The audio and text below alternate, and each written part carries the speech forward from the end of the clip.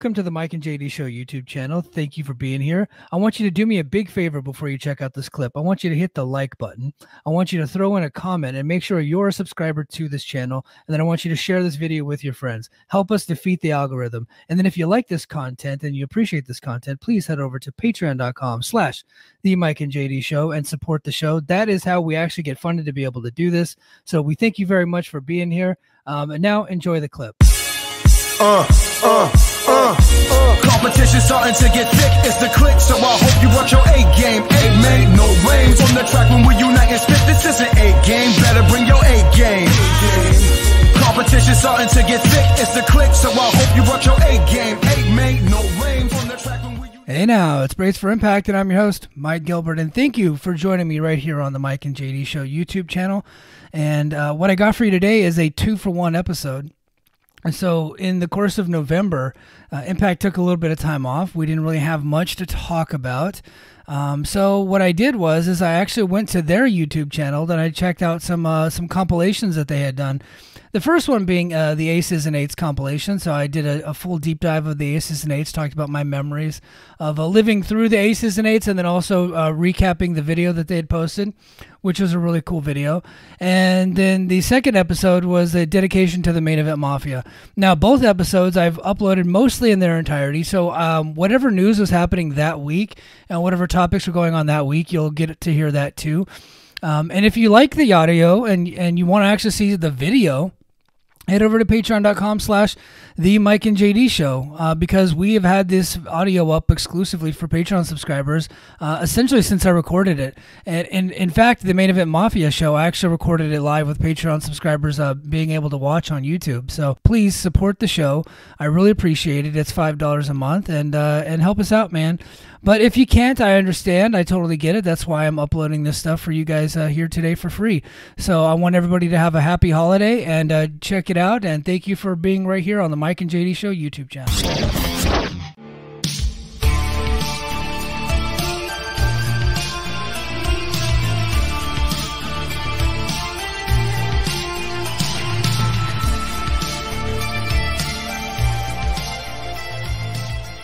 Hey now, it's Brace for Impact, and I'm your host, Mike Gilbert, and I hope everybody had a wonderful Thanksgiving, a wonderful holiday, got to spend time with your friends and your family, got to eat a bunch of good food, got to see the 49ers beat up on the Seattle Seahawks. I hope everybody got to watch that because I know that was quite the fun thing to watch in my house. You know, I have a cousin who's a Seahawks fan. And he was over at my family's place for Thanksgiving dinner, and I during the game, you know, just decided to FaceTime my family. I just wanted to see my family. And can you believe it? That guy did not want to talk to me. I don't know what was going on with him, man, but not very family friendly, that guy. But I still love him. He was actually cussing me out. Would not say Happy Thanksgiving to me. He got in my face over FaceTime. He was wearing his stupid DK Metcalf jersey, who I think only got three catches the whole game. Loser. But anyway, happy good morning to you. It's Saturday morning here in Hawaii. It's 7:52 a.m. Swig of coffee for the working man. Hold on. I appreciate you guys joining me here. This is going to be an audio-only podcast. I'm not able to do video this time, but I'll get back on the video stuff next week. And you know, we should have a good week next week. You know, it's kind of a slow time in the history of TNA as far as news and things to review and things to talk about. But I still wanted to talk with you guys. Look, you know, they did their Thanksgiving tradition show where they actually did the turkey trot match, and Jay Vidal lost, and so he had to do the turkey trot. You know, wasn't much to that match. There's not really anything to talk about there. And then this week on Impact, they spent the rest of the show showing us different things that they used to do on Thanksgiving. And the only thing I could like think about during that time was like, why don't you still do shows on Thanksgiving? Like, they just showed one match. And it used to be like a Thanksgiving tradition. And I know the ratings weren't good, but you know, they don't really do things anymore for ratings, right? Like, they have a subscription service They have their Pluto channel. They have, the Impact Wrestling channel on YouTube TV. And they have their main YouTube where they can just, cut it and chop it. They have so many different ways to get people to watch the product now. The fact that they just kind of throw their hands up and throw the towel in on Thanksgiving every year, it just doesn't make any sense to me. I think that if they actually put out like a big show instead of assuming that nobody would watch, I would say just take a chance, put out a big show. I was watching earlier in the week WCCW out of Dallas, Texas, the Von Erich territory, and I was watching their 1983 Christmas Star Wars show. And it was at a sold-out Reunion Arena, which is where the Mavericks play. It was, basketball stadium, probably 20,000 strong in that arena on Thanksgiving night. And in my house, we were watching NFL. And I know some other folks are probably watching Christmas stuff already. Some other folks are watching movies. Some people are actually at the movies. Like Thanksgiving's a big thing to do, or to go to the movies. I guarantee that there would be at least 100,000 people out there willing to watch wrestling or more. If you put out a good show. Now, if it's just a comedy show, probably not. But if they put out like a legit show with a world title match in the main event, look, you're not going to draw a ton of ratings, right? But if themed shows become evergreen over time, right? That content will get watched every, over the years. You can replay that all the time, especially during those holiday seasons. Like the 2007 TNA Christmas special is something that is evergreen. Like if they aired that, like on random times on Access TV during Christmas season, it'll get watched a lot. I guarantee it. And I know that it gets played on YouTube. It's got great numbers on YouTube because a couple years ago, JD and I actually did a watch along with that. And we're actually going to put that out. We're going to re-release that here pretty soon. I think that might be our holiday podcast that we do this coming up year, where I just kind of, for the Voices of Wrestling Network, not for Patreon. You guys, if you guys have not heard it, let me know and I can go ahead and upload it to the Patreon. But I think what I'm going to do is do like a compilation for Voices of Wrestling, and that will probably be a part of it. And then we'll do something new for you guys. But yeah, so, they just kind of threw the towel in on Thanksgiving, and the next week is IPWF, and I'll watch it and I'll talk about it here, but I'm just not interested in it. Like, it doesn't lead anywhere. It's not really like a destination event. There's nothing, like it's unimportant, unnecessary. I know the wrestlers have fun with it. They like to play dress up and do fun things, and I get it. And some of the fans, like, I know, and you guys have told me, like, some of you guys actually like IPW, and that's fine. But like, what's there to talk about? Like, yeah, after you say, oh yeah, I either enjoyed it or I didn't, like, it doesn't lead anywhere. It doesn't go anywhere. So it's like, why would I spend a whole lot of time talking about it? But I will. I mean, I'll check it out. I'm going to check it out and I'll talk about it here. But there's not really much else to say about IPWF once you've watched it. It just doesn't go anywhere. So yeah, they've taken a couple weeks off, and I don't know. Well, I know they're taping their Mexico stuff coming up soon. I don't know when that'll air, but it should be airing at some point in December. And then we have Final Resolution. Final Resolution is a show with no storylines. It's going to be a series of matches. So this is a tough time of year for podcasters, but we're going to keep cranking out content here on Brace for Impact. I'm not throwing in the towel. That's for damn sure. So I have found alternative things to talk about and different things to talk about. First thing I want to talk about is CM Punk. Tonight's make or break night for CM Punk and WWE. I feel like if he doesn't show up tonight at Survivor Series, and I don't think he's going to be there, by the way. I'm of the opinion that he is not signing with them, that he's not coming in. A lot of people are holding out hope, but I think it's been made pretty clear by all parties involved that he will not be going there. And Russell Purist, they put out a tweet today saying sources close to CM Punk state that he does not have a non-compete clause, so he's free to go wherever he wants. Now, when Russell Purists say sources close to CM Punk, that means CM Punk. I'm just gonna leave it at that. Like, you're getting it. That's directly from Punk. Like, they might as well have copied and pasted that from him from a DM in Twitter. So And look, I'm not going to tell you how I know that. I just know that to be true. Okay. So, so he's still out there. And in my book, and I know we've talked about it several times, I think that if TNA is actually going to get people interested and get people to come to this Hard to Kill show, I did go to WrestleTix before I logged on here and decided to do this podcast. I was going to get the Hard to Kill ticket update. And tickets have not moved in weeks. Like, we're talking very little to no movement, maybe 100 here, 100 there.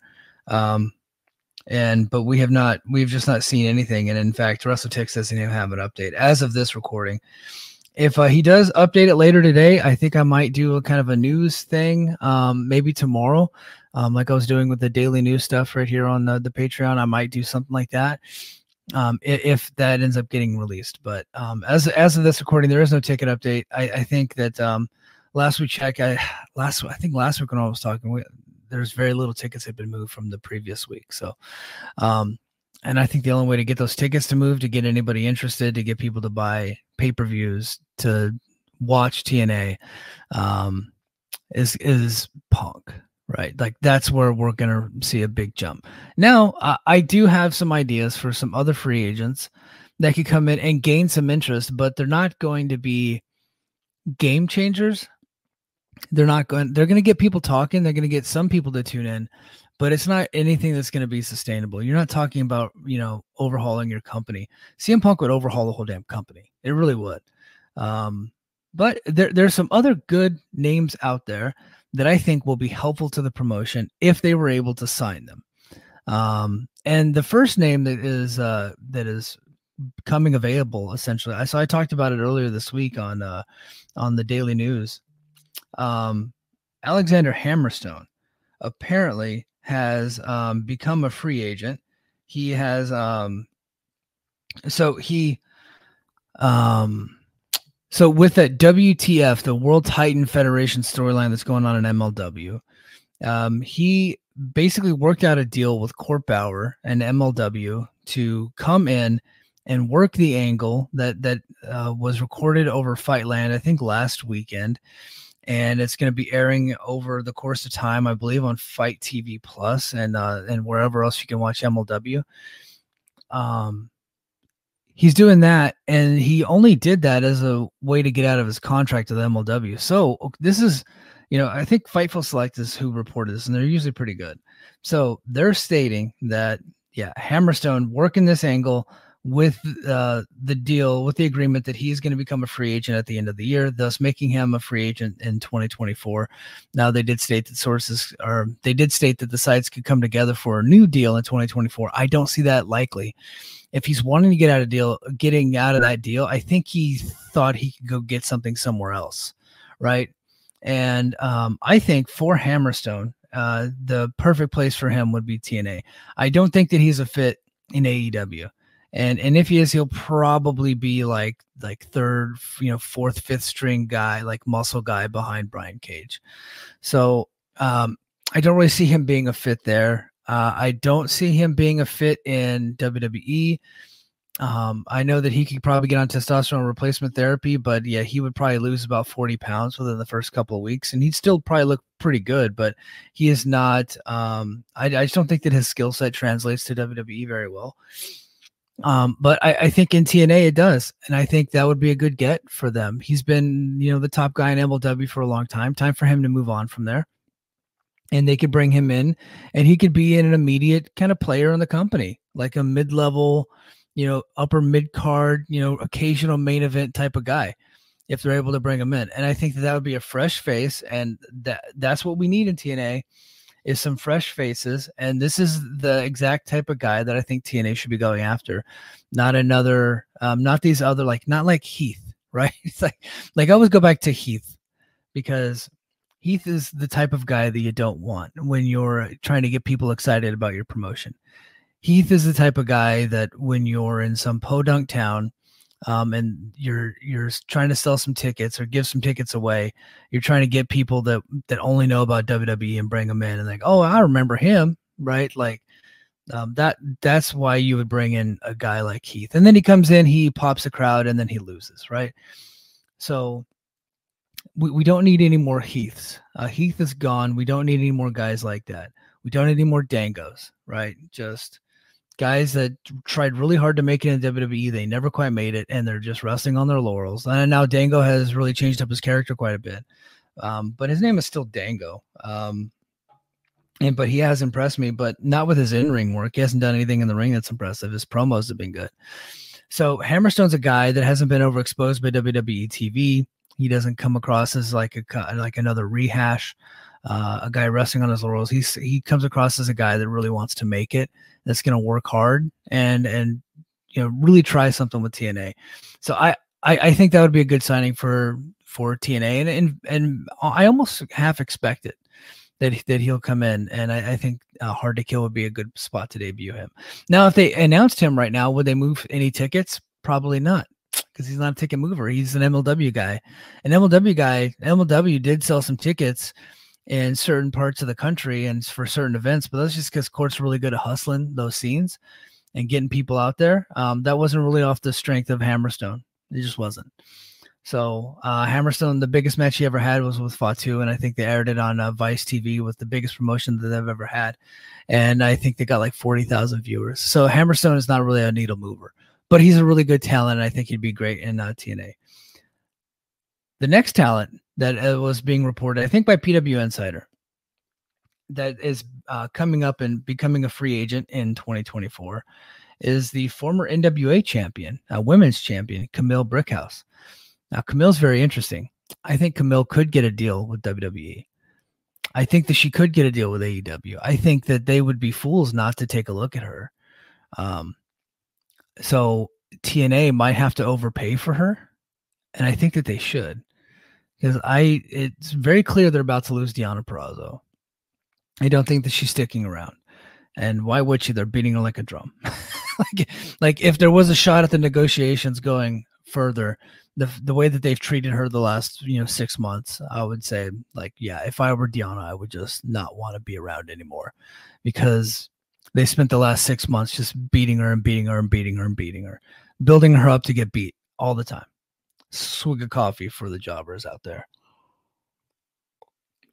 And so I think Deonna's gone. I think Camille could come in, and another one could be an immediate player in the company. And she could be, somebody that they build and she's pretty decent in the ring. Like, she's not like someone that can't go. She's pretty good. And there is a link in TNA. Bully Ray trained her. She's a Team 3D Academy grad. That's where Kylan King came from too. I just see her being a really great fit. I see TNA, really, their women's division is kind of a cornerstone of the company, and they really do build around that division a lot. They do rely on that division a lot, and I could see her being an immediate player in the company. She's a really good talent, great look, super tall, muscular. Yeah, like, just the kind of looks like a badass, right? And I think that you just can't have enough of those. Very different than anything that we have right now in the company. Everybody's on the short. Other than who's the lady with Giselle Shaw, Savannah Evans. Sorry, my mind went blank. Other than Savannah Evans, I think everybody's like a bit on the shorter side. So we got this tall kind of Charlotte-esque type body type.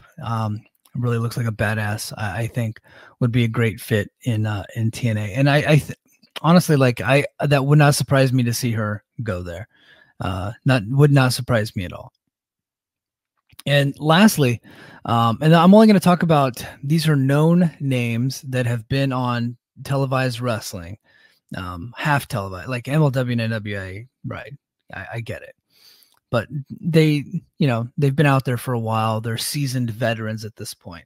And they would be recognizable to the TNA fans.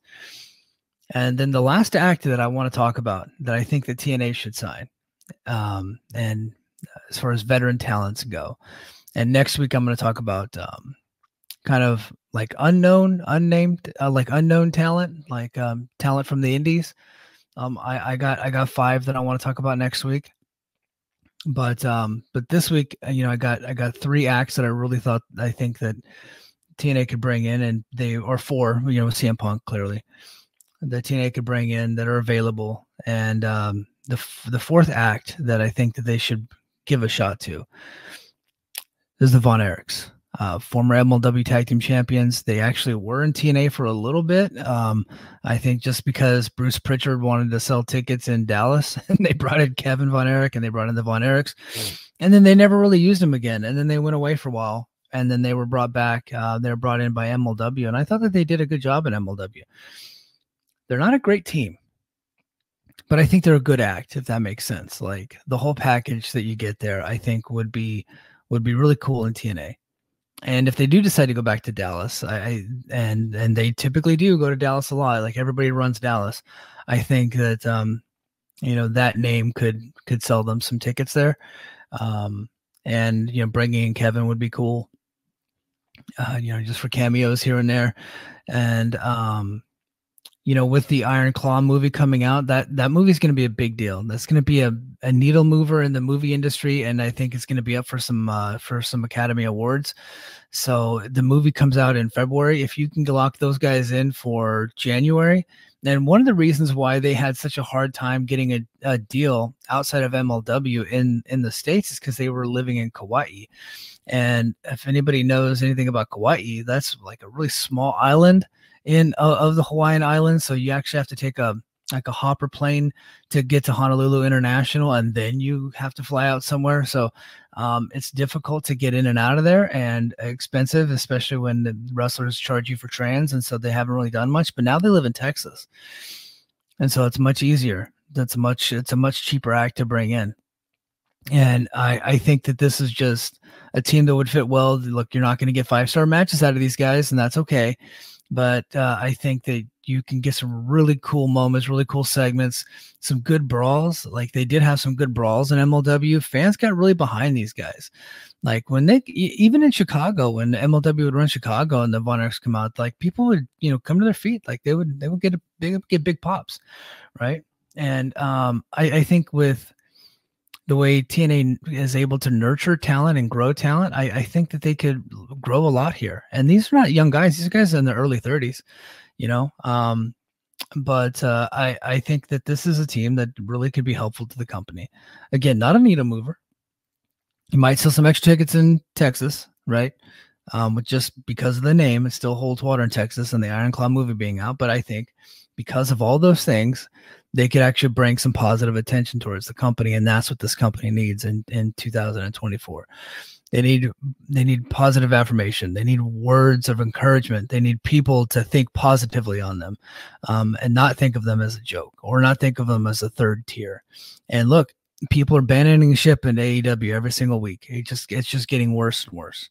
I cover the business of AEW, and I cover, you know, the TV and all that stuff. I talk about it every week on the Mike and JD show, and people are abandoning ship. JD left.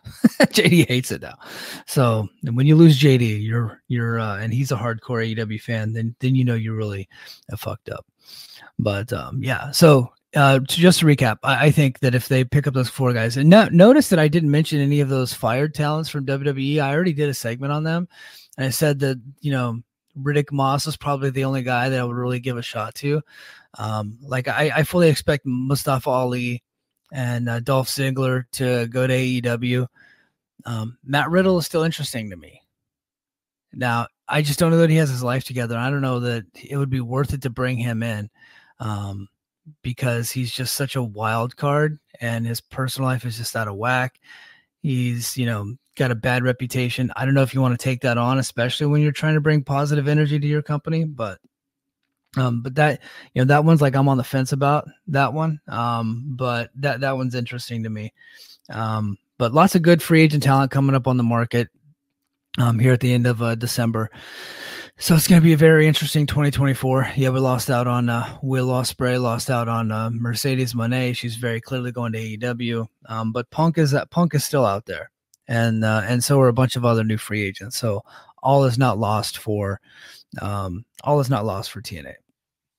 Now, what I want to get to is because we didn't have any new television this week, I decided that I was going to watch the I think 3.5 hour entire history of the Aces and Eights. Why did I do this? Well, I was in and out of TNA in 2012 and 2013. But the Aces and Eights, when they first came out, I was like, okay, TNA's trying something. And it caught my attention. And, I immediately knew what they were trying to do. They were trying to make an NWO version of Sons of Anarchy, right? They're trying to incorporate, because it's Bischoff, so he has to go back to shit that worked in the past. Instead of trying to create something new, he just took an old idea, tried to switch it up a little bit. And then Sons of Anarchy was a very popular show at the time. It was one of my favorite shows at the time. And he tried to do kind of a mix between the two and bring that into TNA. And it actually got a lot of buzz. They had lots of twists and turns. As far as a storyline goes, it's probably one of the biggest that they ever did. And it was a year-long storyline. And with lots of twists and turns and swerves and big reveals and shocking moments. They did some really big houses. Lockdown was really very much built around that. The lockdown of 2013, where they went to the Alamo Dome. And now, look, they sold 8,000 tickets in the Alamo Dome. But they still sold, a lot of tickets, right? And Alamo Dome, you could probably get 50,000 people in there. But hey, look, it was the biggest domestic box office that they ever did, right? Not the biggest pay-per-view. Lockdown 2008 had still, earned that, but the Bischoff Hogan era was dead on pay-per-view. But they were able to take this act and take the storyline and go around and do actually some bigger arenas. Obviously big arenas in the UK, but big arenas, in the States. There were houses of 2,000, 3,000, 4,000 people, and then of course the big one at Lockdown. They had lots of big moments. Ratings were up and down in this era, but for the most part they were really strong, and a lot of it was because of the Aces and Eights storyline. And so I wanted to go ahead and take a look at the history of Aces and Eights. But before we get started, let's take a little bit of a listen to the Aces and Eights theme song.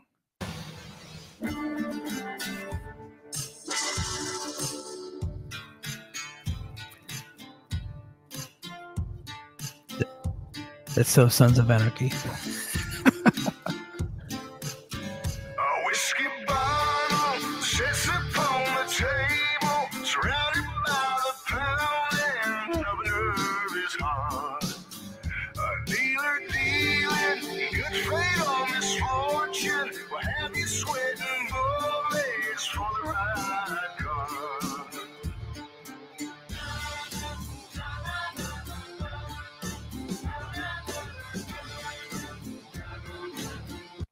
Yeah, and that was just a little bit of the Aces and Eights theme song. Now, if you guys don't know what I'm talking about with Sons of Anarchy, and how could you not? It was a hit show on FX. It was a hit show on FX. It was about like a biker gang family. It was kind of like Sopranos on motorcycles. I think that's what they were trying to go for, and it was a big hit. Like very gritty, just very violent and very kind of the time of the 2010s time frame.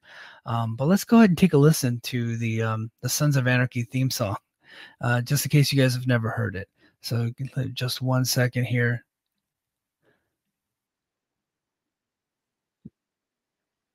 Yeah, and that was the Sons of Anarchy theme song. So basically the same theme song.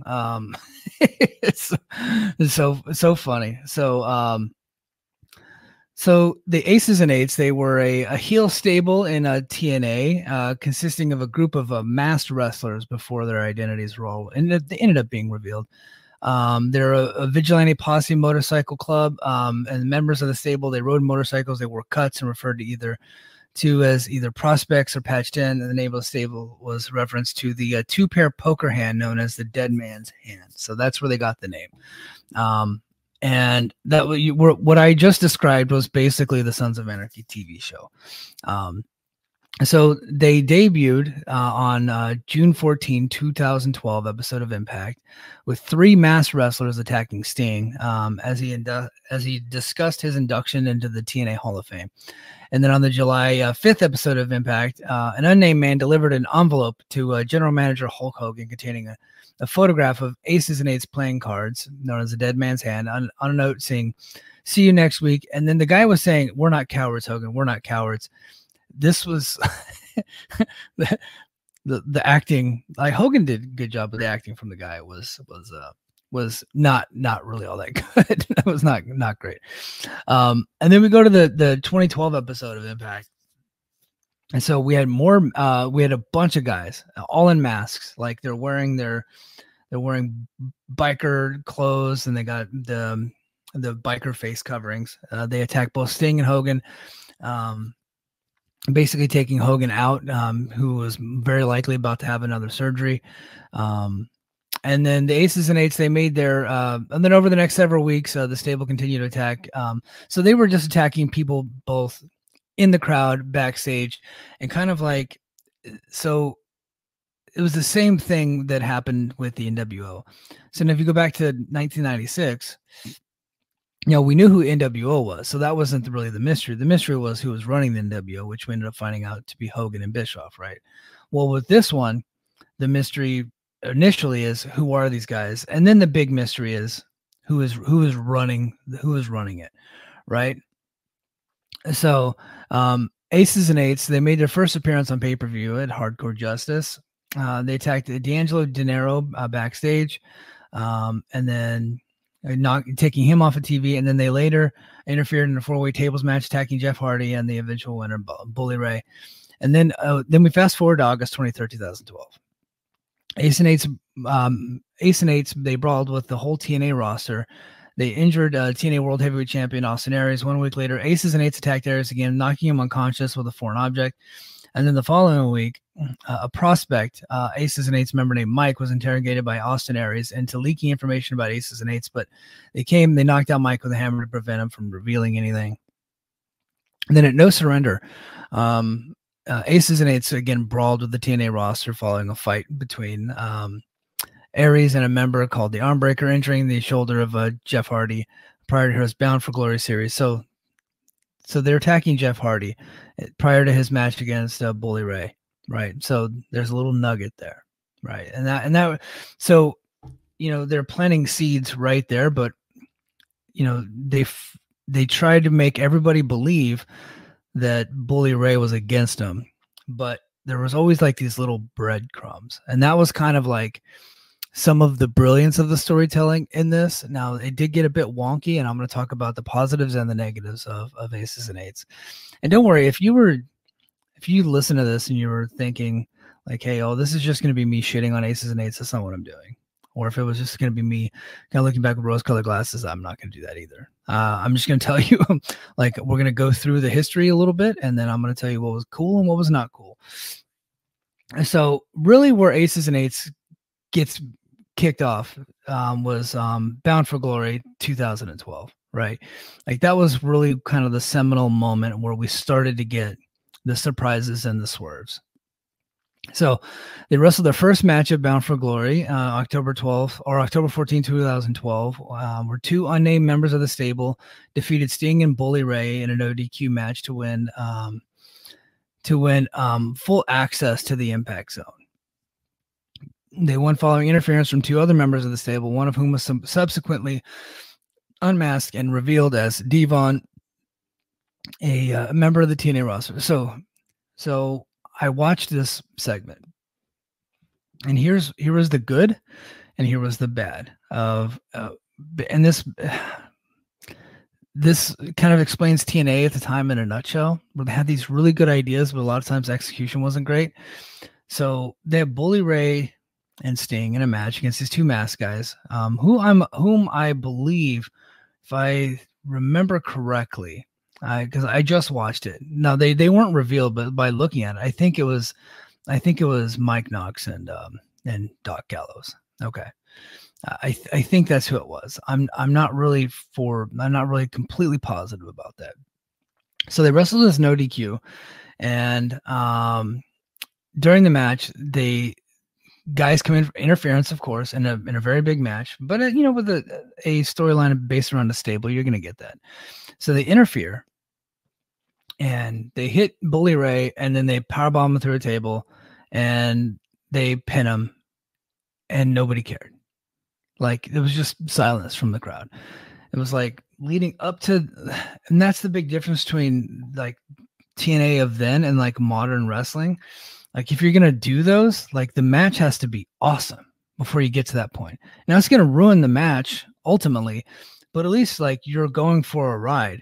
But really, they just kind of brawled around for a while. There was no real like excitement to the match. I know they did and during the match, like, Sting got some of his big spots and everybody went crazy.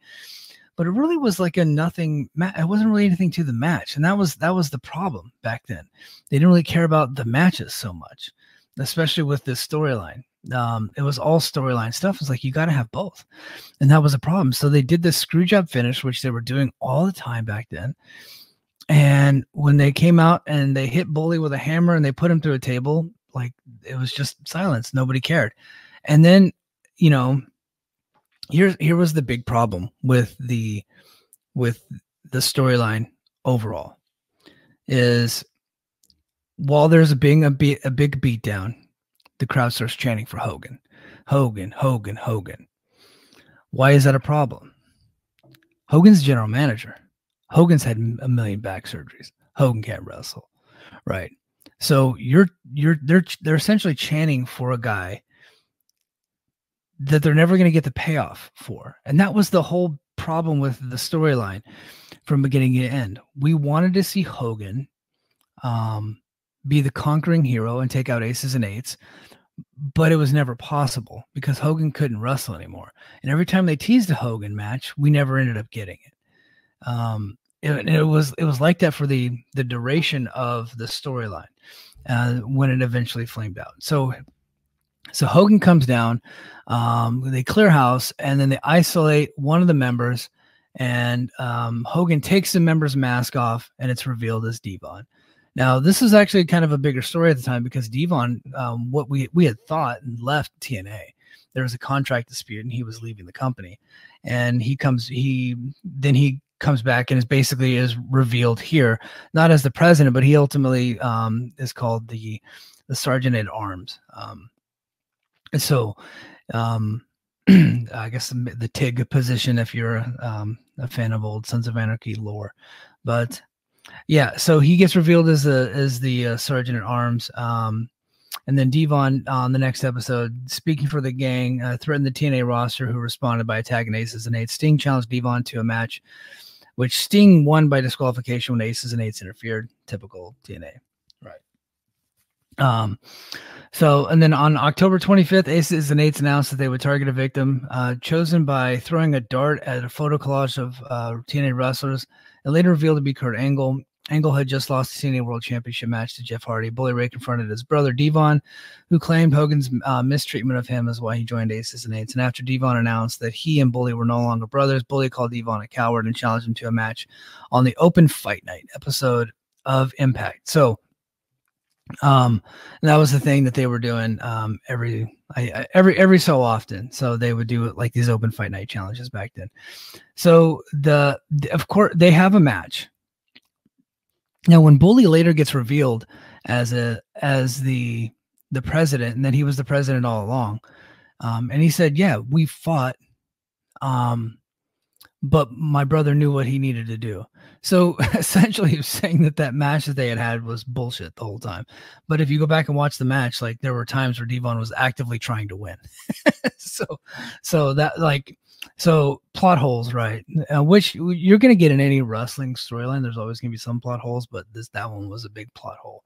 But they were really just trying to throw you off the scent while still leaving breadcrumbs that it was Bully the whole time. They're trying to create seeds of doubt. But of course, the match ended in a brawl between the TNA roster and Aces and Eights, during which Joseph Park unmasked a member, revealing him as Doc Gallows. Doc Gallows, he looked like he still had his baby fat. He was so young, but he looked like a 40-year-old baby. at the time, like a 40-year-old teenager.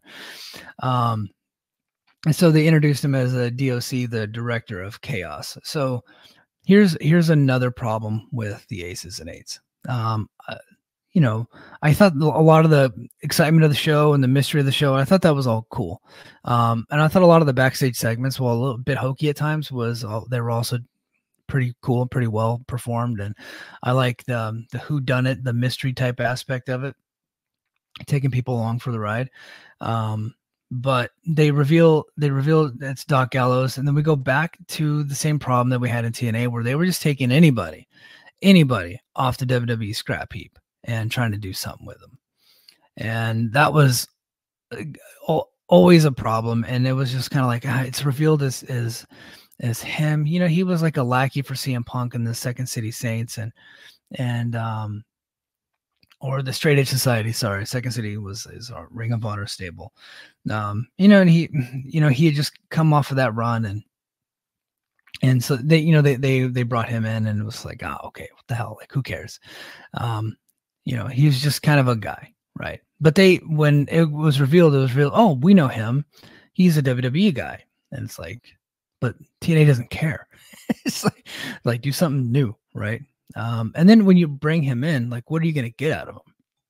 Hey, he's a big lumbering guy, but the whole most of the members of Aces and A's were kind of like that. So again, you're not going to get anybody that's going to work any great matches or anything like that. So that was a problem. So yeah, they introduced him as the Director of Chaos. And so we'll go to, let's see, we'll go. I don't want to go week by week here, so we're going to fast forward a little bit.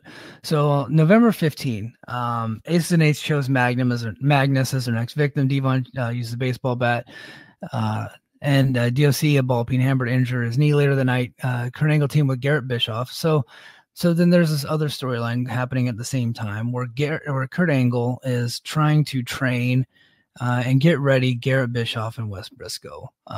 The two guys who never had a business being on televised wrestling.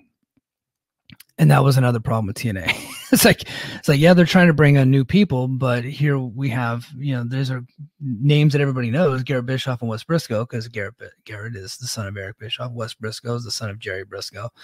And they were trying to go with that, but these guys just couldn't work. And so they're trying to incorporate them into the storyline. That's like, okay, once they're incorporated, once you get them there, what happens? Like, it's not going to lead to anything.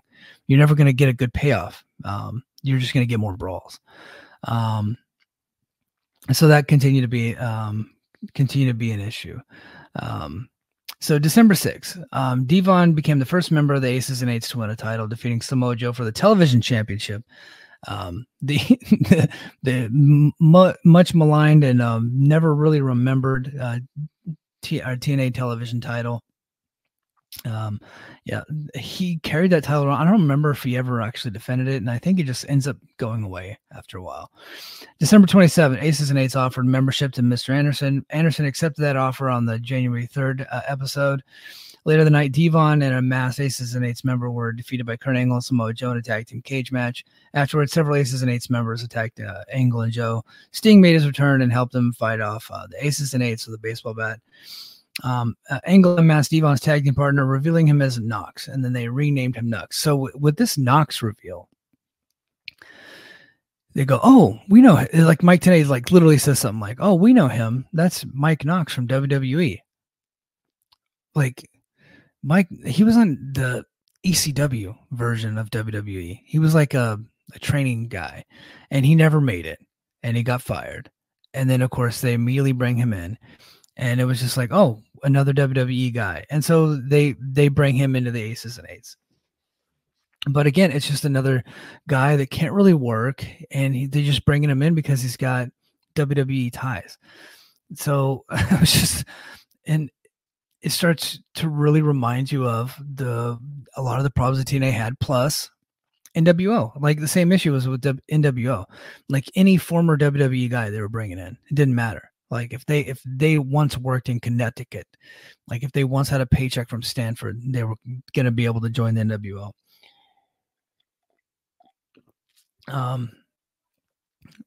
So this is where business starts to pick up again. So we go to January 17th. Aces and Eights crashed Bully Ray and Brooke Hogan's wedding and attacked Ray, Hogan, and two of Ray's groomsmen. So this was the big reveal of Taz. So the storyline in the background is that, Bully is trying to win Hulk's favor, trying to win Hulk's love. Him and Brooke ended up falling in love. Ends up with this big reveal that they're together. Bully proposes and then says, "I want to marry you next week on Impact." So they didn't let this thing breathe at all. So, and then they get to the wedding and Taz is the best man. Taz interrupts the wedding and then reveals that he's an Aces and Eights member, and Aces and Eights just kind of beats down everybody. All right. Ruins the wedding. And this was all in an effort for Bully to gain Hulk's love, to gain his affection. So that way he can get his trust, and then Hulk would give him a title match, and that way he can get he can do the big reveal. Okay, so we go next week. Taz explained why he joined the Aces and Eights, implied that his contract with TNA makes him immune to retaliation. He said working for a higher power with an Aces and Eights. So they go back to the whole higher power storyline that WWF had done previously. So Taz mentioned working for a higher power with an Aces and Eights. Later that night, Bully Ray swore revenge upon the Aces and Eights and singling out Devon and Taz as his main targets. Kurt Angle called out Mr. Anderson and challenged him to a steel cage match at Open Fight Night. For the January 31st episode, just after Jeff Hardy defeated Christopher Daniels in the main event, Taz distracted Hardy. A masked member of Aces and Eights attacked Hardy from behind, injuring Hardy's left leg. That same night, it was revealed that Angle's friends, Wes Briscoe and Garrett Bischoff, were also members of Aces and Eights. So Angle defeated Anderson in their cage match, and while Briscoe watched from ringside after the match, a masked member of Aces and Eights confronted Angle, then revealed himself as Bischoff. Briscoe feigned surprise and then suddenly attacked Angle along with Bischoff. So again, you got these guys revealed, and it's like, where's the lead? Nobody cares about Bischoff and Briscoe. It was just kind of like, it's like, can we get some awesome members of this faction? And we just weren't getting it. The reveal was cool. Like, they had been building this for a while. With them being Angle's understudies. And I think I skipped over, but at some point, Wes Briscoe wins gut check. And Devon, who also gets revealed during this thing as a member, was the one that voted for him to come in. Not Devon, D'Lo, I'm sorry, D'Lo Brown. D'Lo Brown gets is the vice president, and it gets revealed later that he was the vice president, but he was actually the one that voted for Wes Briscoe. He was a deciding vote for Wes Briscoe to join the TNA roster. So he gets a contract, and then later it gets revealed that he's in the Aces and Eights, and it's because D'Lo was the one kind of perpetrating the whole thing.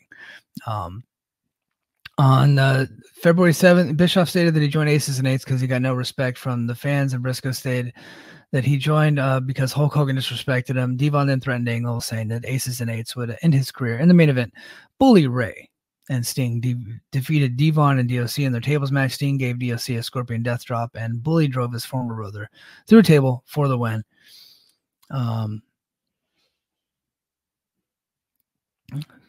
go to February 28th. Sting expanded the Lethal Lockdown match to 5-on-5. Devon, DOC, Anderson, Nux, and Bischoff would face Team TNA, consisting of Sting, Samoa Joe, Magnus, James Storm, and Eric Young. As Sting distracted the Aces and Eights, Young snuck into the ring and attacked him from behind. Then Team TNA fought Aces and Eights and forced them to retreat. At the end of the night, Kurt Angle chanced upon Mr. Anderson and beat him down. Then Angle invaded the Aces and Eights clubhouse, attacking Devon and the masked vice president. Oh yeah, we haven't revealed the vice president yet. Angle then smashed a bottle over the VP's head before unmasking him, and a shocked Angle then angrily berated the VP, whose face was never shown on camera. The show ended as other Aces and Eights members attacked Angle from behind.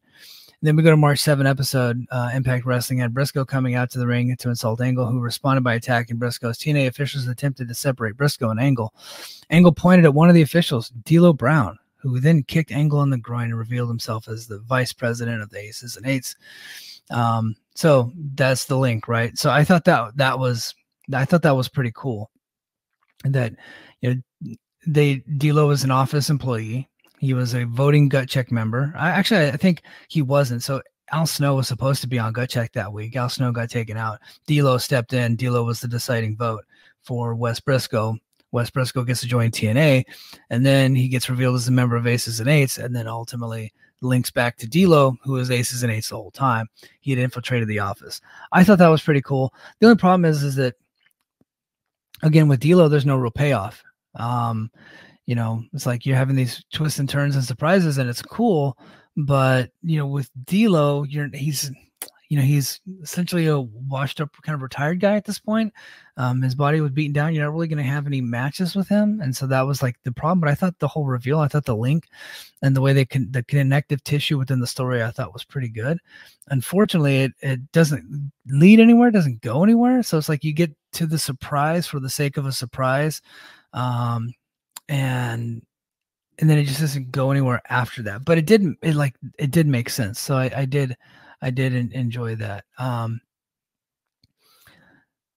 So at the Lockdown pay-per-view, Briscoe won his match. Again, so Briscoe defeated Kurt Angle with help from Brown. Later in the night, Aces and Eights lost the Lethal Lockdown match after Eric Young landed an elbow drop from the top of the steel cage for a pin. Later in the night, Aces and Eights interfered in the main event steel cage match between Bully Ray and Jeff Hardy. Let's take a listen to how that whole went down. So this is a big moment, one of the bigger moments in TNA history that's one of the most shared reveals ever. So we're gonna go ahead. I'm gonna go ahead and play a little bit of that. Keep in mind, I'm not doing this for YouTube because if I did, it would get copyright strike on it. So this is audio only. So there's Devon, and he throws the hammer to Bully.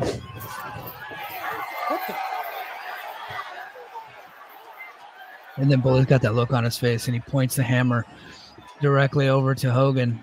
Hogan's got a look of shock, and then boom, smacks Jeff Hardy in the back.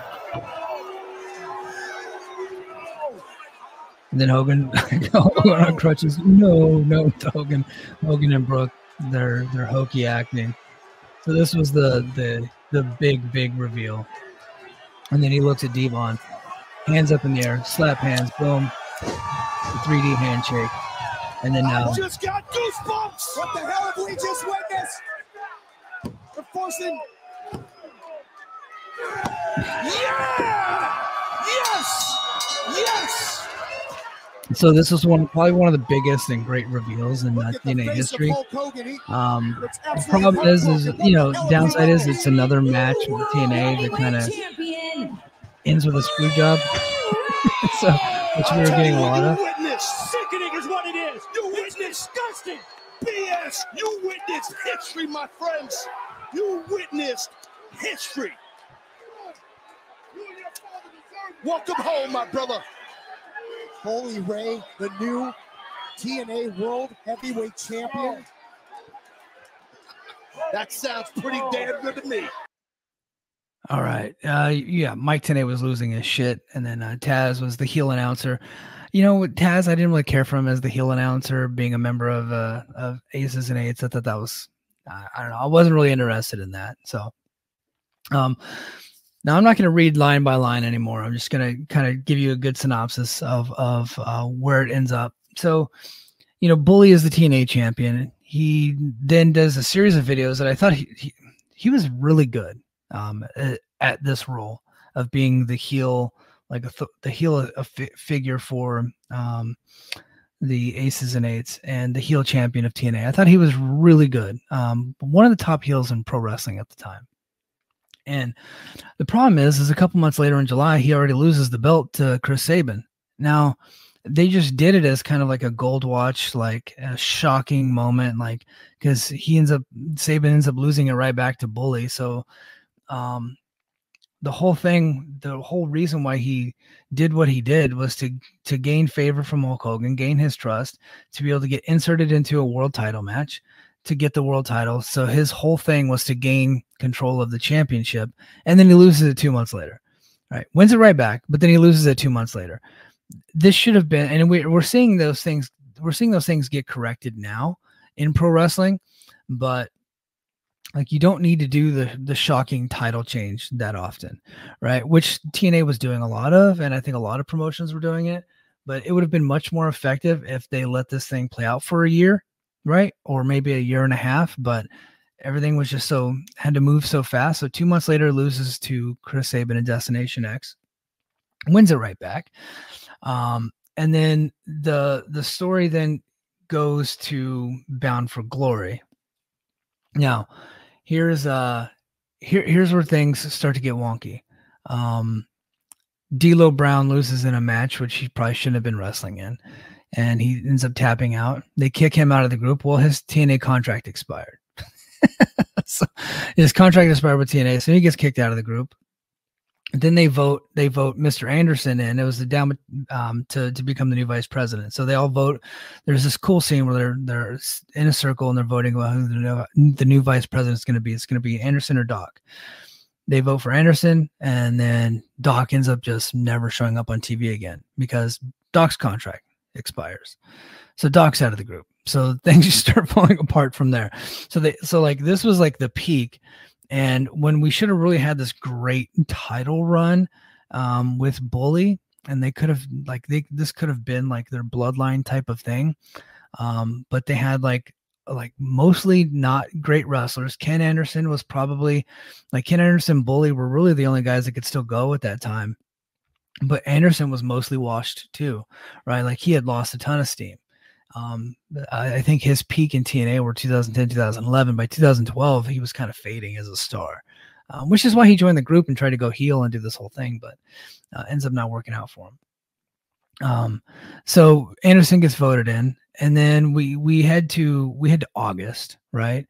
And Devon ends up losing a match. He gets kicked out of the group. And so then in September, it gets revealed that Tito Ortiz is now an Aces and Eights member, and then they patch him in, but Bully patches him in without anybody voting on it. And Anderson gets pissed. Anderson then challenges Bully Ray. Bully Ray beats the shit out of him, and then now he's out of the group. And 2 weeks later, Tito Ortiz is never seen again. So Tito Ortiz replaces Devon in the group. Then he just goes back to Bellator because he's got his big fight with Rampage Jackson coming up, and so he never comes back. So he's only in the group for like 2 weeks, and then we lose Anderson. So now we're just down to Bully Ray, Brooke Tessmacher, Garrett Bischoff, Wes Briscoe, and Mike Knox.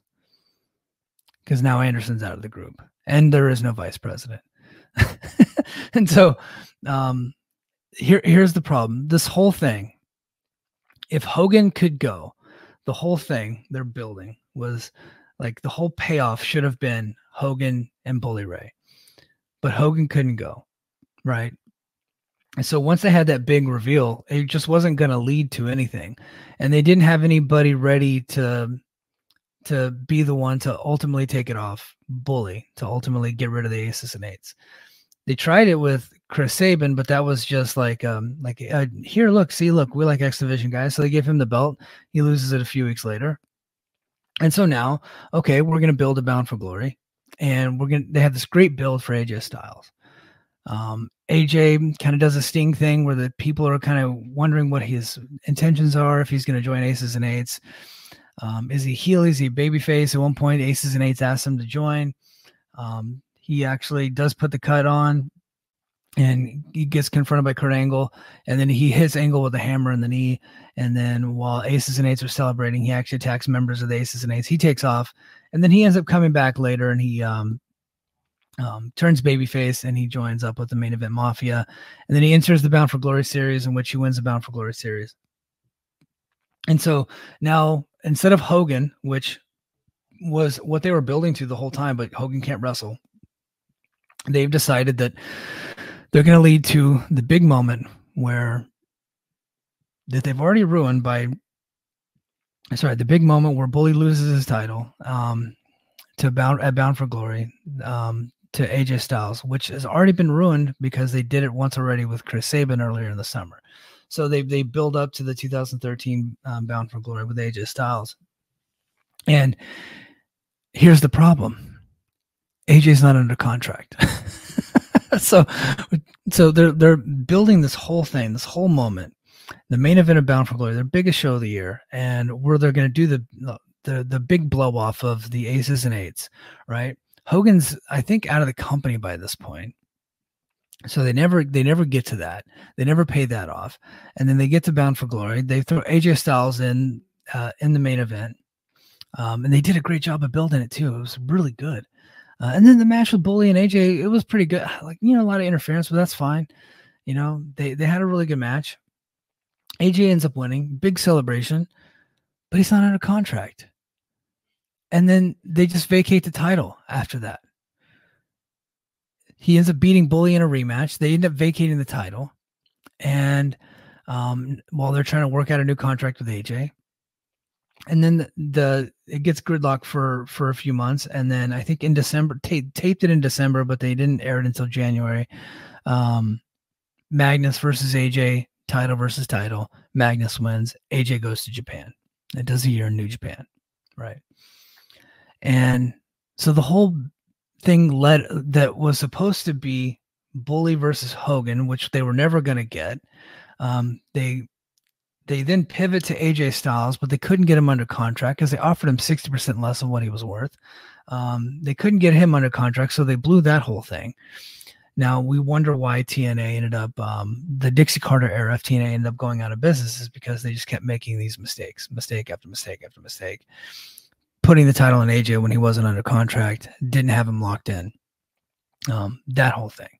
And then I can't believe they try to get him to take a 60% pay cut. And then he ends up not, obviously, smartly, not taking it. He does a year in New Japan, and probably the best year of his career. And then he ends up signing with I think he did 2 years in New Japan, 1 or 2. I think it was, no, it was 2, because he ends up going to WWE in 2016. So yeah, he does 2 years in New Japan, probably the 2 best years of his career, because it ends up springboarding him into WWE, where he's been ever since, and he's made a ton of money, right? So he was smart not to take the 60% pay cut from Dixie Carter. So they transition. So they get to Bully. Now Ken Anderson ends up coming back and challenges Bully to a match. And it's basically, if Ken Anderson wins, then the Aces and Eights has to disband. Then, of course, Anderson wins the match. And then they had one of the better segments that they've ever had on TNA, where they did a funeral for the Aces and Eights. And then it kind of ends with a whimper. So we had this great idea. They got real convoluted, but lots of good twists and turns, lots of cool moments, big moments. You didn't really have any of the great matches, because the matches were all kind of marred by brawls and interferences and stuff like that. But the Bully Ray reveal was great. I thought the Devon reveal was great. I liked the D-Lo reveal, but the execution was poor. And the company ended up being worse off afterwards. And not because of the Aces and Eights storyline. But when you have a long story at play, you have to have the end of the story already locked in, right? And they didn't have that. So they created this faction. The end of the story was essentially Bully Ray gets revealed, and then now what do you do with it?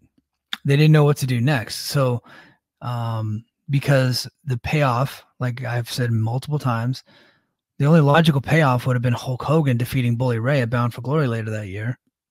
But Hulk Hogan, not only can he not wrestle, his contract expires. He ends up going back to WWE in 2014. So they pivot to AJ Styles, who's also not under contract. So they just didn't have anybody there to take over, to defeat Bully Ray, and go into the next generation or go into the new era. Could they have done Samoa Joe? Probably. Could they have done, but they had been, kind of Samoa Joe's career was tanking at that point. I think he was gone, I think 2 years after that. So could it have been Kurt Angle? Kurt Angle was getting up there at the time. But yeah, it could have been Kurt Angle. Could it have been Sting? Yeah, I guess it could have been Sting. But they just never went that way. So, it was a fun while it lasted. Lots of cool moments, lots of dumb moments. But I'm glad we had it. And if you do get a chance to take a look at the video, I really enjoyed it. So everybody go check it out. And man, what what a slow time in the world of total nonstop action wrestling.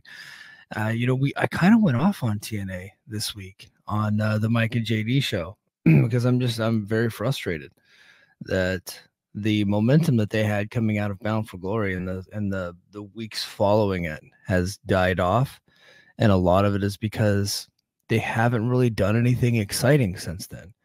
They had the really cool shows in the UK, and I know that the production wasn't good for the shows, but the shows were still very good. So I was still very high on them. I was like, okay, look, production's not that great, but they still went out there and showed out and had some awesome matches. A little bit frustrating that there's been no storyline progression or anything like that. They haven't really been building to Hard to Kill or even Final Resolution for that matter. But I was like, okay, these UK shows are great, right? So we could still get behind that. And then Thanksgiving happened, and they did one match, and then the rest of it was a best of show, and they just showed the best of when they actually used to put on fun shows for Thanksgiving, and and actually look, it did 53,000, which would be to be expected, but it was still in the top 150, right? Because NFL and like Christmas shows and movies and whatever are going to take over, but they still, despite all of that, we're a top 150 rated cable TV show. And I was talking to somebody about it, and I was like, if they would have given an actual effort, if they would have actually given an effort, because there's people watching football, there's people watching television. There were a lot of people that were watching football that night that probably would have watched wrestling instead because they didn't care about either team. Now, Mike, personally, well, I'm a 49ers fan, so I was always going to watch that 49ers Seahawks game, and we kicked ass, by the way. So I think that if they would have just given some type of effort, some people, they could have gotten some of those viewers to come over and watch their show. And if they did, like me, I would have just, I DVR'd it and I would have just watched it later. Right. Or I would have went to Ultimate Insider and watched it later.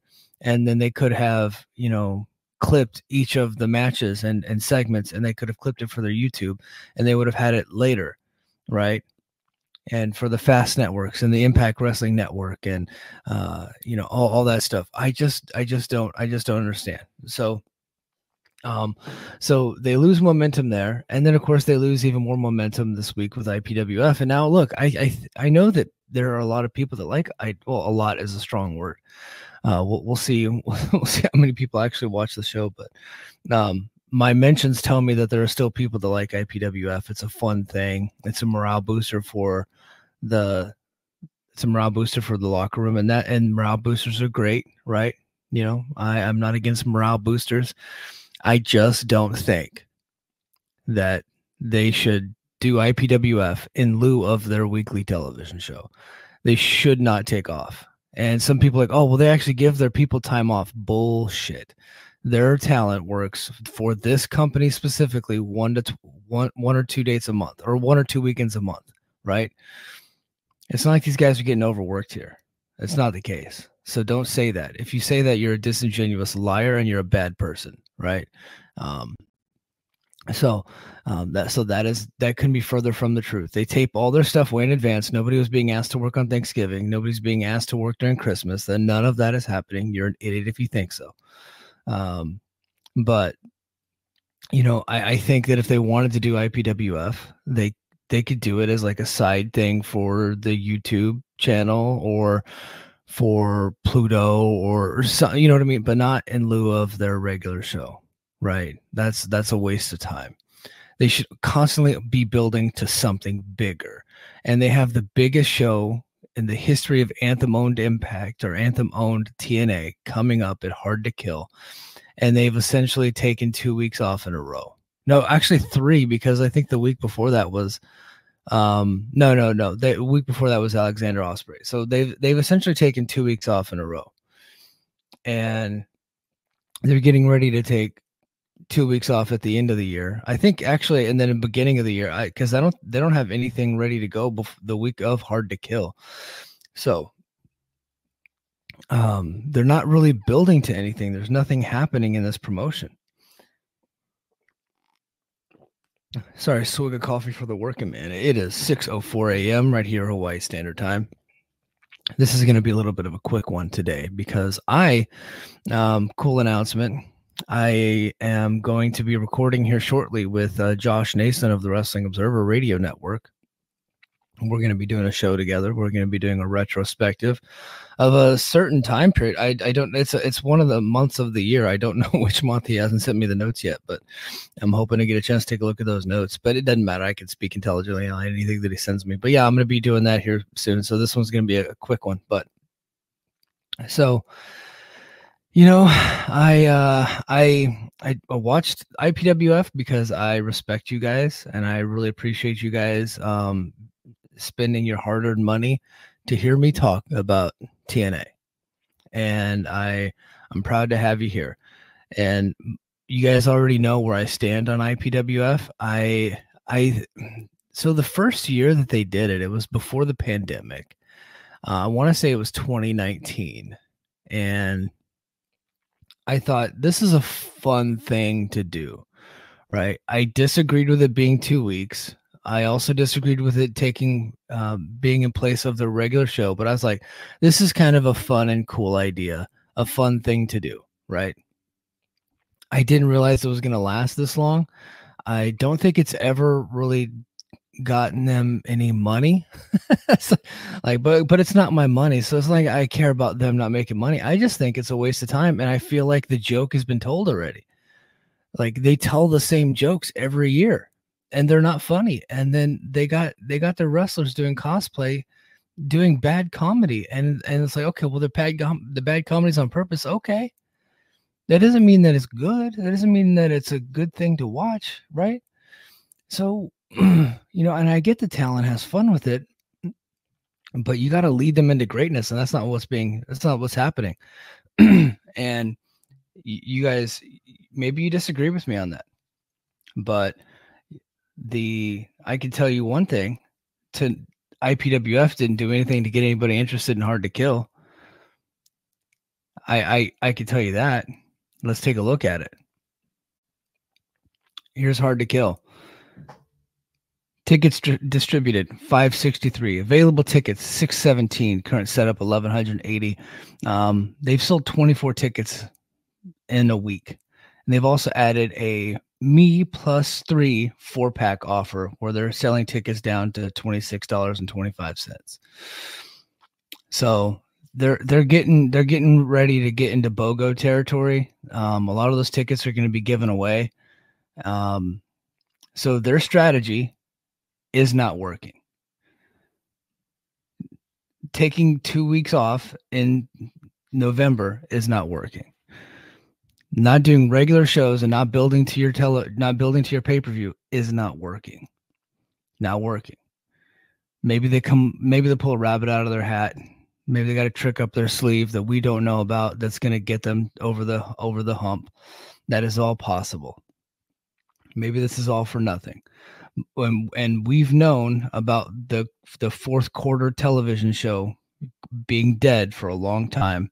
It's here and we're feeling the effects of it. Because look, I like this promotion. I like watching the show every week and I miss having it. But what they're doing right now is just not working. It's not fun. It's not interesting. It's not cool. And they're missing. I feel like they could have something great right now. I feel like the momentum that they had was awesome, and they're blowing it. And I think that's the part that's frustrating for me. They're blowing it.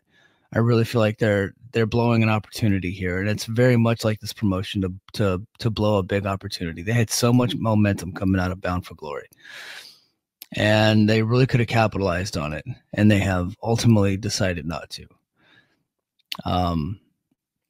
But yeah, so I watched IPWF, and honestly, there was a couple funny moments, but the acting is so bad.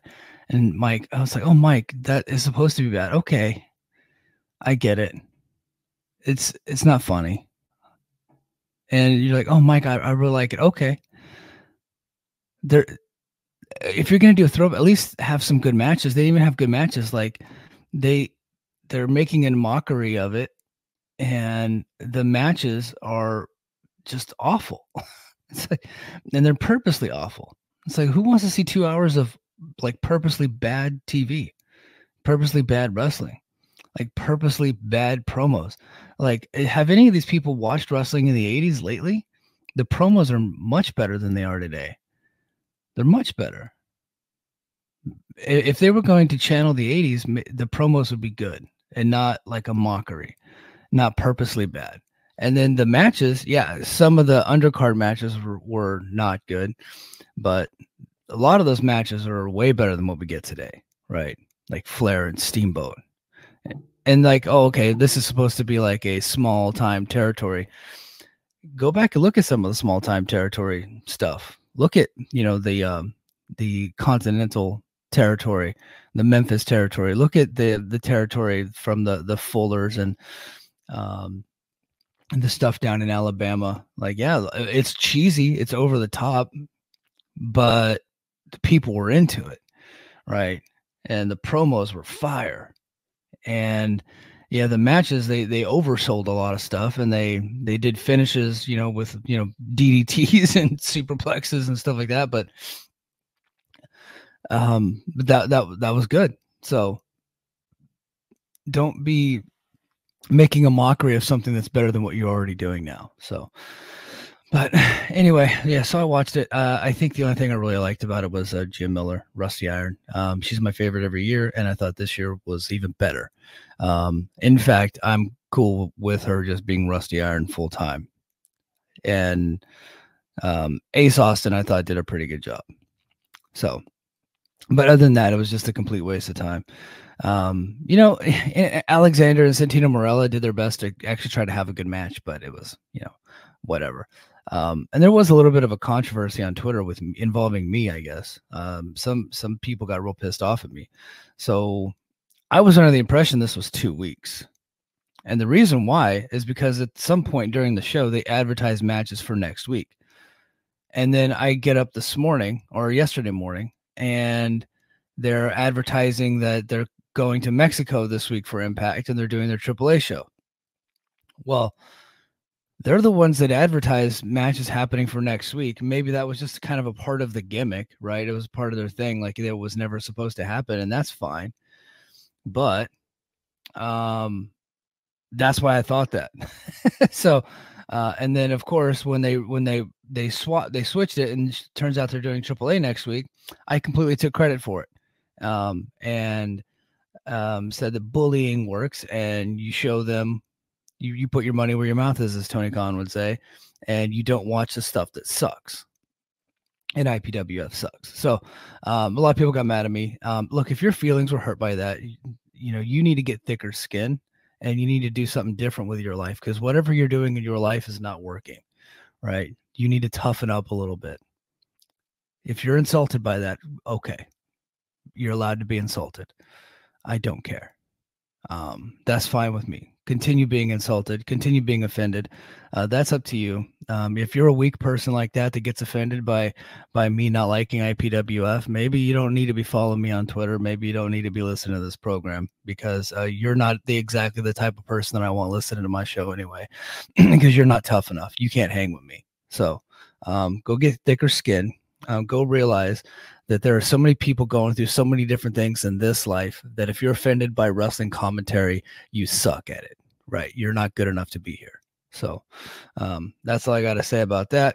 But yeah, but it turns out, a lot of people are telling me that it was never supposed to be 2 weeks. I don't know. They made it seem like it. So that's why I thought that. But next week should be good. And this show should be much better next week, because I'll actually have a show to review. I'm excited about the AAA show.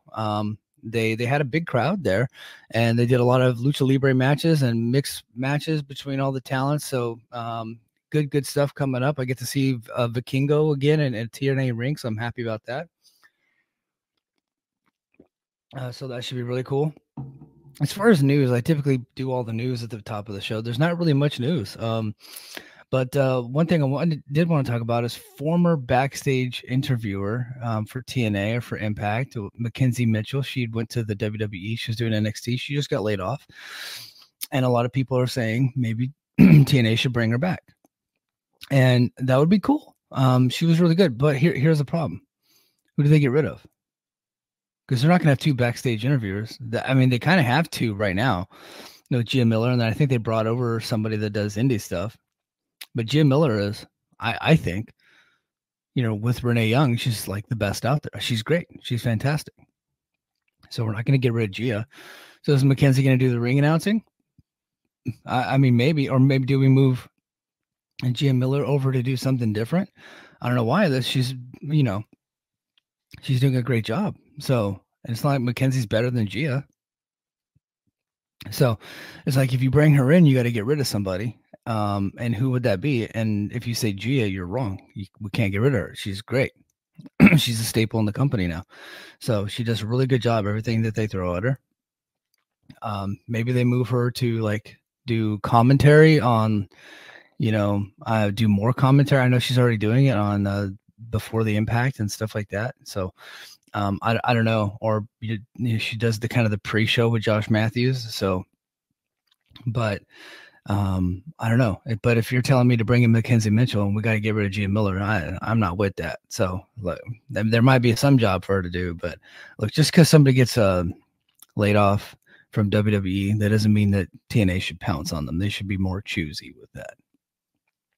Be more careful with that stuff. But yeah, that was that was really it. News had come out that TNA had offered Will Ospreay a 7-figure deal. I believe that is true. And he opted not to take it. And then when you look at what they were doing this week, doing IPWF in a dark arena in front of 150 people, maybe you kind of understand why he didn't want to be a part of it. TNA has a lot to prove. They have a lot to prove that they're not going to be a shit show and a clown show and silly asses, that they're a serious promotion that's going to sell tickets and sell pay-per-views, right? That is ready to compete and ready to get after it. That's got momentum, that's wanting to fight. They ain't got it right now, right? They're not taking themselves seriously at this point. So Ospreay's going to go, and he's going to, he went to AEW. He probably signed a, pretty similar dollar figure amount, and he's going to get to do it in front of a lot more people, right? Bigger audience. And he's going to get to do it in the UK next week or next year at the Wembley Stadium. And he is going to get to do it right now. They've already sold, I think, almost over 35,000 tickets for that show. And they'll probably get over 50,000 when it's all said and done. Right. Unless TNA can provide something like that, it's going to be real difficult for them to sign a guy like Ospreay. It's going to be real difficult for them to sign a guy like CM Punk, who just returned to WWE. Right. And I know they made a big offer to him, but it's like, if you're Punk, you got a WWE offer, right? Doesn't matter how you book there. You got a WWE offer, and because they're going to tell you they're going to book you great, right? They're always going to say that. Or you got the TNA offer. TNA offer gives you more downtime, right? But what are you going to be doing? Who are you going to be doing in front of? I think that if they had Punk, they would sell more tickets. They would sell more pay-per-views. It'd get them in front of more eyeballs, but he would have to be anchoring the entire promotion himself, right? But he goes to WWE and he doesn't have all that weight on his shoulders. He still gets to make really good money, and he's fine. So, that's a tough thing. So, I think TNA, they're probably going to end up going after some of those fired WWE talents that maybe AEW doesn't want. And I think they're going to hope that can get them some momentum, but I don't know. That's going to be a tough thing, man. So, tough time for TNA right now. They really got to do something special to get people excited again. IPWF wasn't it. But with that in mind, I wanted to talk about 5 indie talents. I only picked males this time, and next time I will do some digging. Look, I'm not really well versed in women's independent wrestling, so like I know some folks from like TJPW and Stardom and stuff like that that are touring around, but they have contracts, right? So I don't watch a ton of indie wrestling, but I do follow some of it like online and things like that. And I did a little bit of digging and did some research and read some articles, and I watched some videos, and I listened to what guys like Chris Sabin are saying and Alex Shelley, who do tour around and work with these indie guys, right? And then have helped train some of these guys and speak highly of some of these guys. So I wanted to go over 5 names that I think would be good for TNA to take a look at. And when TNA was at its peak, I thought that's what they were the best at doing, is finding young talent and building them up and making them into stars, right? And Jeff Jarrett specifically was really good at that. If you take a look at TNA's greatest stars, AJ, Alex Shelley, Chris Sabin, a lot of those, Christopher Daniels, Frankie Kazarian, like a lot of Samoa Joe, a lot of those guys had never really been on television before. And now you might say, oh, well, they were on Ring of Honor. Nobody fucking watched Ring of Honor in the early 2000s besides, a few tape traders, right? They were on DVD. So don't tell me that you're being silly if you say that it was Ring of Honor. No, it was TNA. TNA platformed these guys, right? Ring of Honor did have a lot of great stars come through Ring of Honor. They were great at that too. But TNA would go out and get these unknown talents that worked Ring of Honor, right? That worked all the indies. And they would bring them in and make them into, bigger names, right? And give them a bigger platform to shine. And I like their first, worldwide television exposure would come from TNA. So I thought that that's what they were the best at. Much, much better than WWE. Because most of their guys flame out, I wanted to go over 5 names. The first name is a guy that's actually been on television before, but unfortunately it was MLW TV, and it was on BN Sports Network, and I think worldwide they get like 5,000 viewers. So he's been on their YouTube channel. But Jordan Oliver is a guy who when I first saw him, I was not that impressed. He does a lot of the Game Changer wrestling, works all the indies, did MLW. He had since gotten his release from MLW. He's a real tall guy, but lanky, and he looked unkept for a while. It looked like he didn't take himself seriously. It looked like he might have had a drug problem. Like, this is just my perception. I don't think it might not be true, but that was my perception of him. And then in the last year, he has turned into a guy that has taken his career seriously, taken his body seriously, his nutrition seriously, a workout regimen. He started to fill out a little bit. He's starting to look like a grown-up, and I think that's important, right? He looks like he might be able to kick somebody's ass. And, when you're trying to sell yourself in professional wrestling, I think that is an important aspect of it, is, telling people that you can kick people's asses, right? So, and he's a really good talent, great prospect. I watched some matches of his recently and saw some highlights of him on Twitter and things like that. And I feel like he is a guy that TNA could actually get behind. And look, not like push him to the moon right away, not make him the world champion right away, but like X Division guy. I think that we could do something with this guy. And it looks like he's got a highlight video on his Twitter. So let's go ahead and go to Jordan Oliver's Twitter a little bit and take a look. So he's going to be over in the UK for a while, but let's take a look at some Jordan.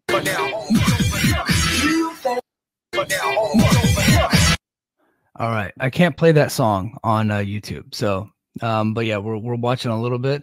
He's got some big moves here, high impact moves, great facial expressions. Yeah, there we go. I mean, the guy is super athletic. He's a big guy. He's got himself into shape. Look at that.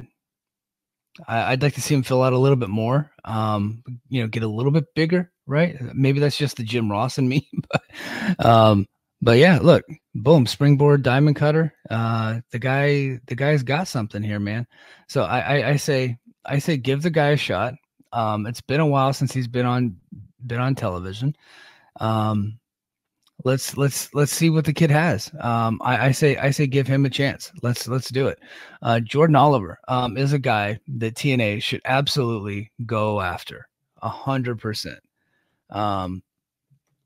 Now the next guy that I think that they should give a shot to is a guy named Brian Keith. He's another guy that's making waves. I think he was recently got himself onto onto AEW television, TNA, almost a Freudian slip. But he is he's a little bit on the shorter side, which is okay, like in this day and age. He's a little bit on the shorter side. He kind of has like a rugged cowboy vibe to him, which can be tough when you're a little bit on the shorter side. But I think that I think that he makes it work. He has a lot of momentum. A lot of people think he's great. He has really good matches. I've seen some of it, and he looks great on a poster, which which you guys might not think that's important, but it is pretty important. And he works for a promotion out of North Carolina called whatchamacallit, it's Deadlock Pro Wrestling. Sorry. Now he does have a little bit of a highlight video here, so I'm going to go ahead and go to his Twitter. It took a while to get to that. So guys, if you're an independent wrestler, always have a highlight video pinned to your Twitter. But here he is with Speedball Mike Bailey. Now he's about the same size as Speedball. Great forearm action here with Speedball and him going at it with exchanging forearms. He works at kind of a stronger style, which is cool. But if he's hanging with a guy like Speedball, I think this is a guy, boom, great boot to the face. Look at that.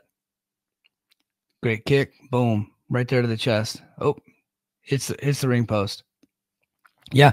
I mean, he, if he's hanging with guys like Speed, and I've seen Speedball speak highly of this guy. I've seen a lot of people speak highly of this guy.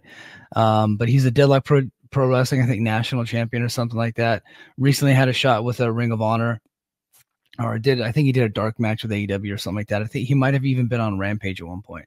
So people are taking notice of this guy. It's only a matter of time before he gets called up to one of the bigger promotions. So why not TNA? He is exactly the type of guy that TNA should be bringing in. I'm super impressed with this guy. Look at that chop. Just chop to the neck of Speedball, chop to the back. Wow, sweat flying everywhere. Oh, wow. This guy's really good. If you're just listening to the audio, I do apologize.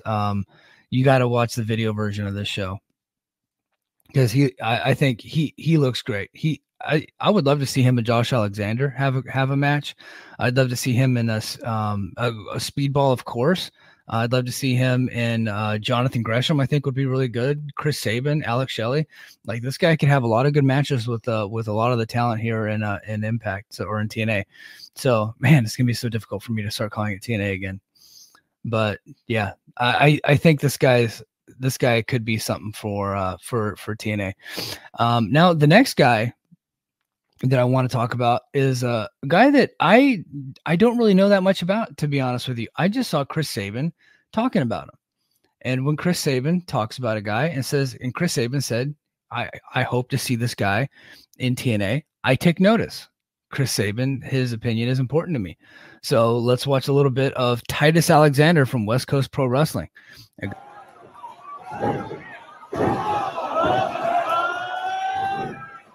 Music. Let's see. Boom.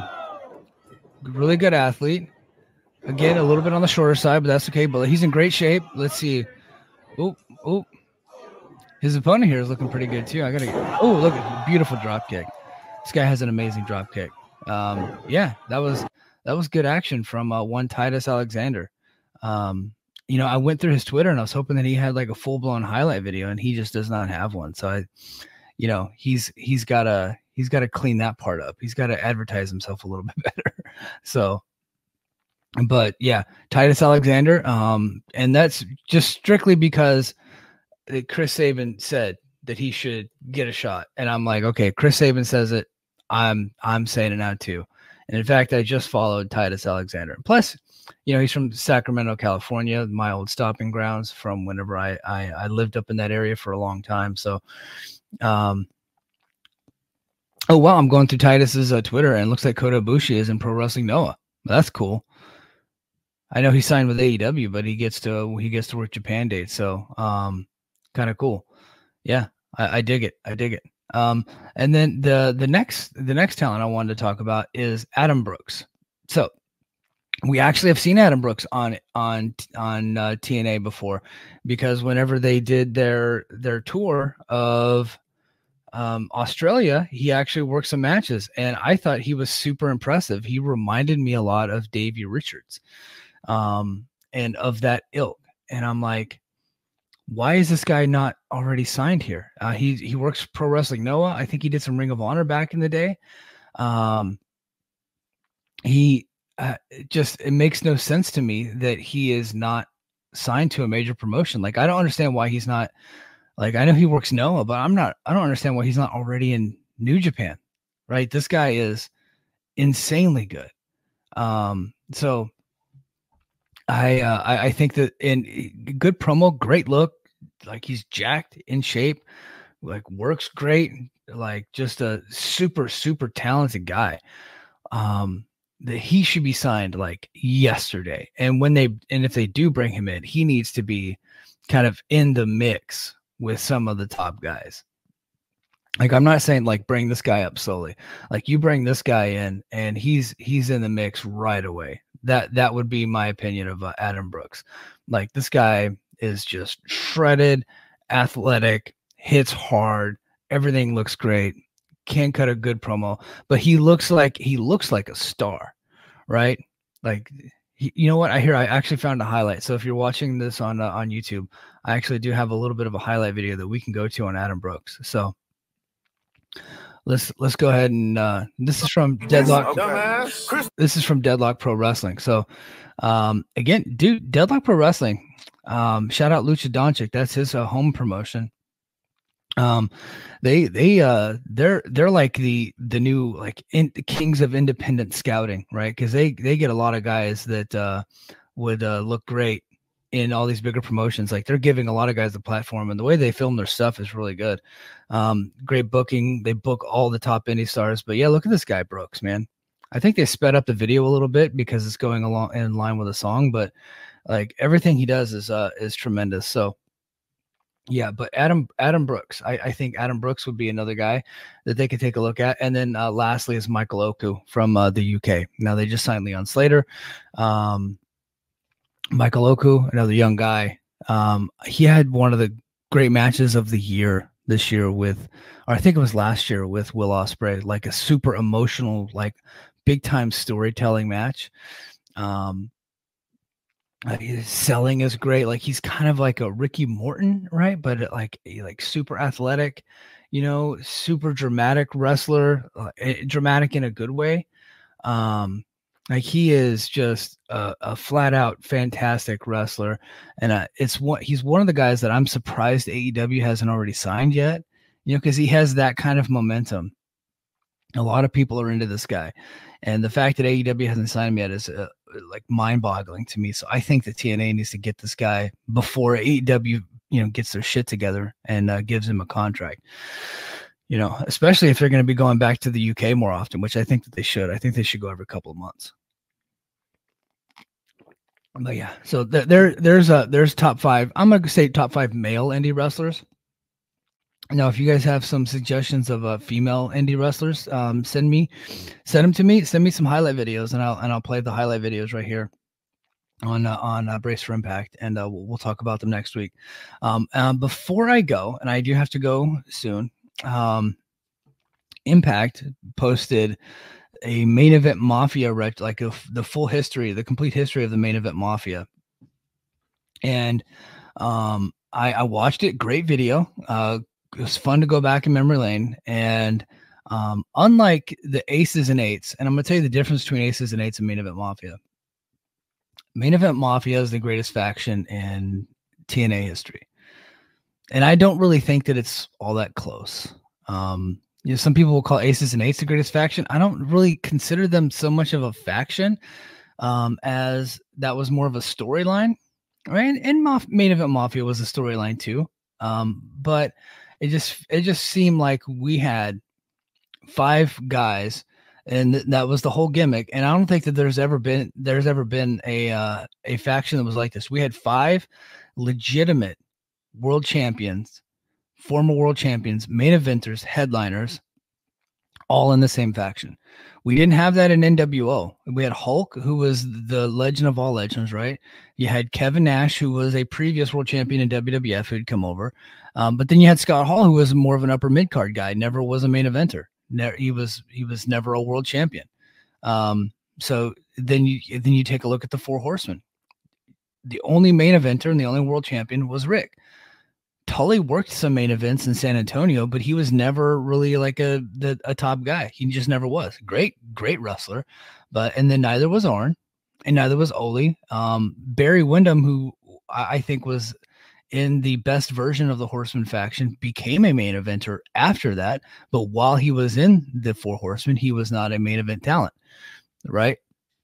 And then, of course, later, they had both Sting and Flair in the Horsemen, and they had Sting and Luger in the Horsemen, but those was very short-lived type of stuff, and it was just to get Flair an opponent, right?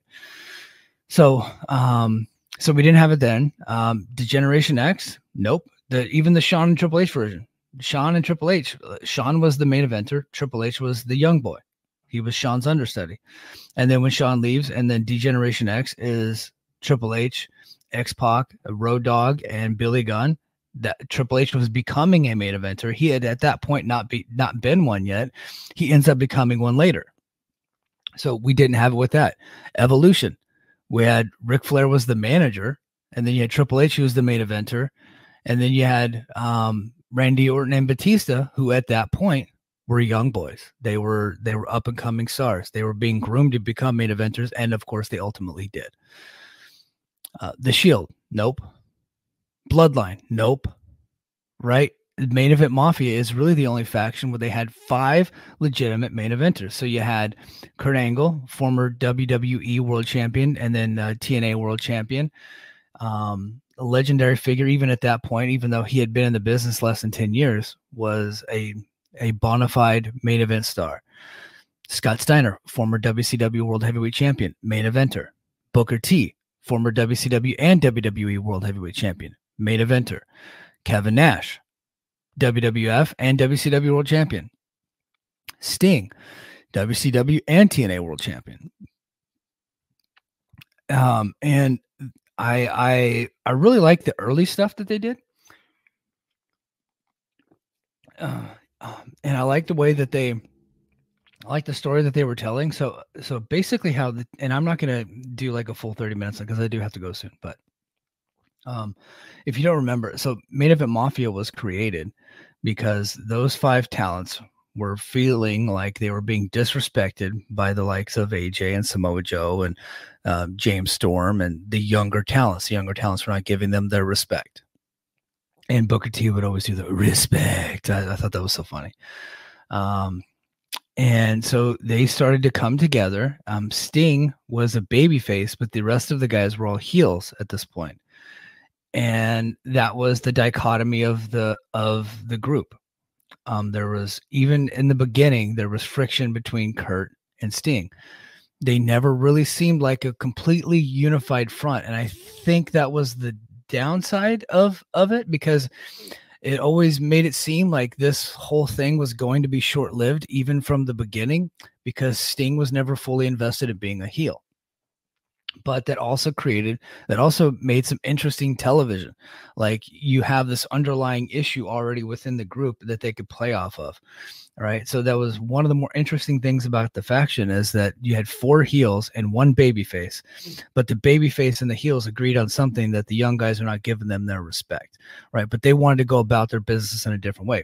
Sting wanted to kick their ass, like, respectfully, but the rest of the Main Event Mafia wanted to jump them and things like that. So that was the upside. That was also a little bit of the downside. So you knew that this wasn't going to be a long-term thing. And I felt like that was that wasn't good.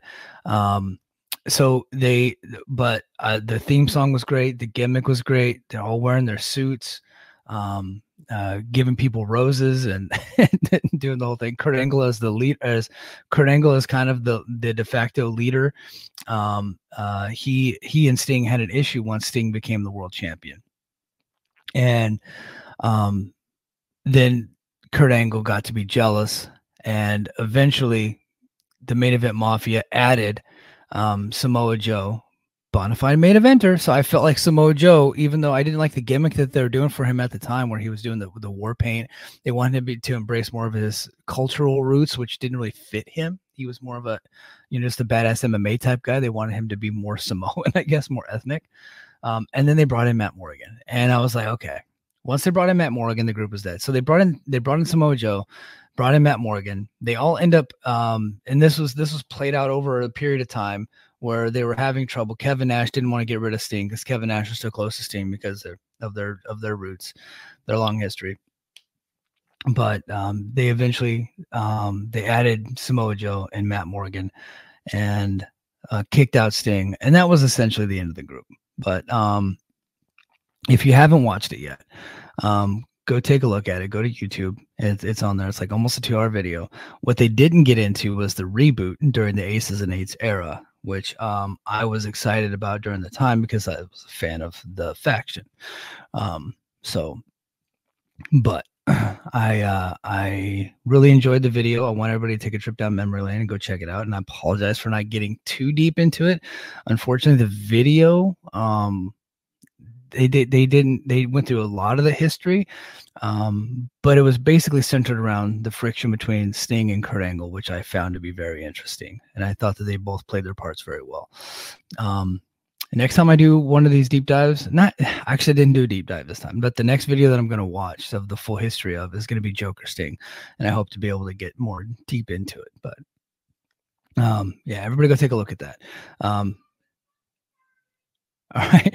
Well, my kid just woke up and I got to go hit up Josh Nason here pretty soon. So thank you everybody for joining me this week on Brace for Impact. And until next week, mahalo.